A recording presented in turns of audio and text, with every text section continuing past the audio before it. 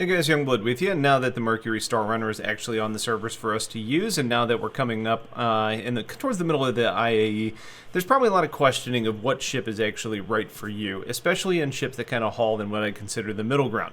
Now, what I've seen most is should I buy a Star Runner, or Freelancer Max, or a Constellation Andromeda? And those are good questions because they all haul a very similar number of cargo units, but what they do besides that is actually what differentiates them a bit. So with that in mind, let's break these ships down and hopefully find the one that best suits your needs.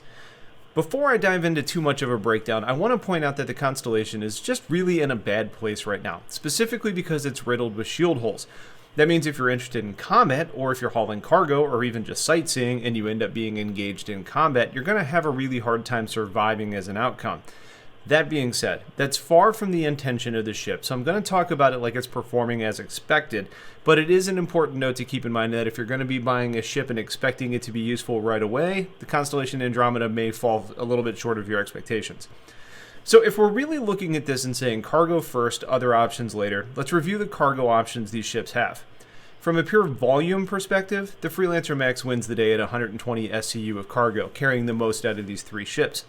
The Mercury Star Runner is a close second at 114 SCU, but it was a little bit of a surprise that the cargo in the Smuggler's Hold was able to be loaded up as part of the general cargo.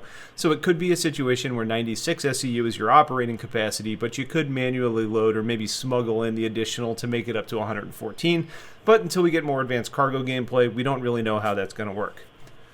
Taking up the rear, or maybe tied with the MSR, is the Constellation Andromeda with 96 SCU of cargo, which at first glance is a little bit strange as it's the largest of these ships.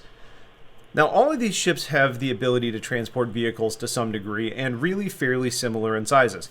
And if that's the type of cargo you want, being vehicles, you can fit one Ursa rover in the Andromeda or the Mercury Star Runner, but not in the Freelancer Max. They can all manage the rock mining rover as well as the Cyclones, though the total of how many you can bring along depends a little bit based on the ship that you're choosing. But it's also worth the reminder that if you bring a vehicle, you can't put cargo where your vehicle's actually sitting. Hauling evaluation is more than just about the SEU totals, though, because there's other relevant pieces, specifically being things like the flight model, the defensibility, and signature. So if we look at these ships and the flight models, there's a clear winner, and that's the MSR. It handles wonderfully for a ship of its size. It manages atmospheric flight very, very well.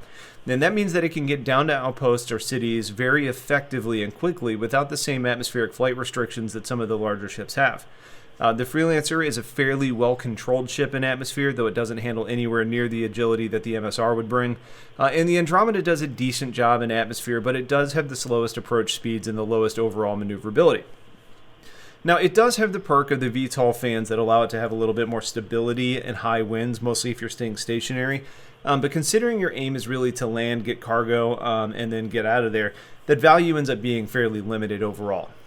Now, the difference from the Andromeda landing and launching time from atmosphere to planet in reverse between the ships is enough where I rate the MSR the best of the three for cutting down on your time. And if you retain the ability to just be 6 SEU shy of where the max is, it's the best of the three from a cargo perspective in my mind. Now, from a defensive or combat perspective, things get a little interesting. Overall, if you're looking for a solo hauler or a solo combat ship, the Max is the best fighter of the group in general. You have 4 size 3 pilot-controlled turreted guns and a decent complement of missiles. If you do have a friend, the turret kind of sucks, but it is a good option to cover your escape and shoot out the rear. I also appreciate the component layout, giving you a pretty good contingent of options to be durable and capable. I would say that the MSR is probably the worst of the group from a combat perspective, unless you have 2 friends with you. For the pilot, you only have 2 size 3 weapons at your disposal, and while they are effective, it's half of what the Freelancer Max brings. Additionally, the other 2/3 of your firepower is available only as manned turrets, so the extra mouths to feed will eat into your hauling profits, assuming you're paying your friends, so it's almost always better to just avoid a fight and run in the Star Runner.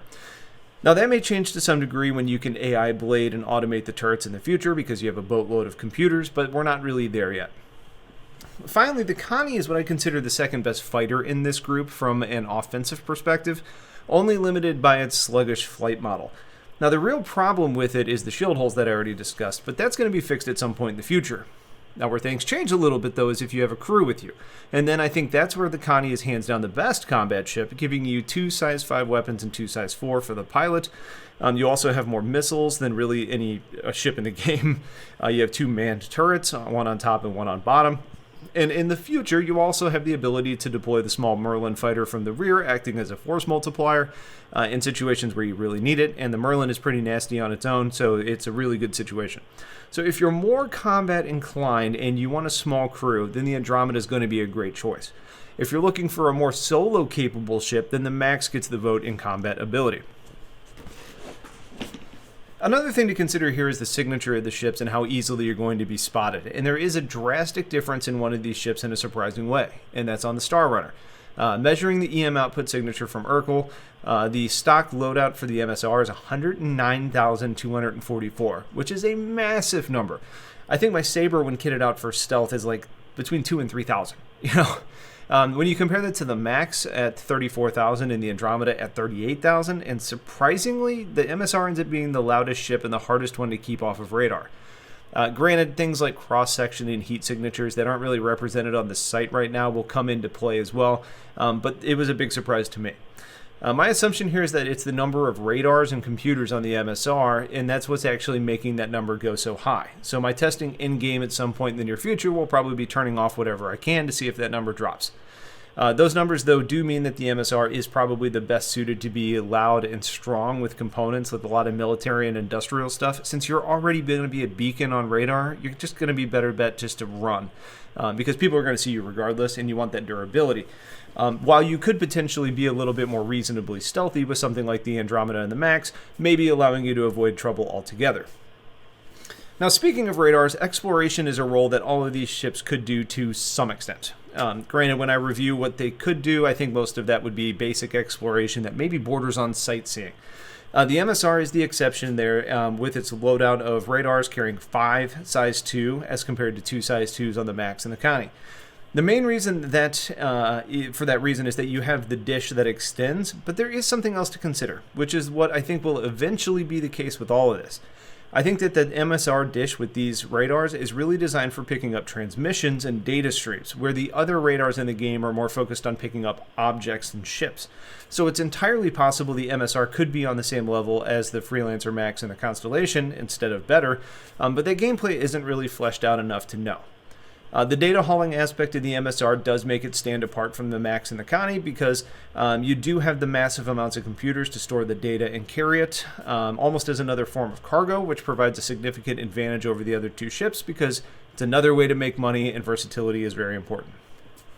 So when I break these down to make a recommendation if you're looking at these 3 ships, I would say it like this. The MSR is the best designed of the ships, and it flies the best, and it's probably the best in class hauler, and it's got a really nice cool factor. The Freelancer Max is the best solo hauler of the group, as well as the best solo combat ship, and the Andromeda is potentially the most balanced of the 3, giving the best group experience and top-tier combat, if you fully crew it. There are some differences here that make one better than the other, depending on what you want to do, and another disclaimer is what I mentioned earlier, that the Constellation is just in such a bad place at the moment, so if you need a ship that's going to be really good right now, it's not your best bet. So that's the breakdown. I hope you guys found that helpful or interesting. If you have questions on any of this, please let me know. Otherwise, stay tuned for a lot more content coming your way soon. Have yourselves a wonderful day, and take care.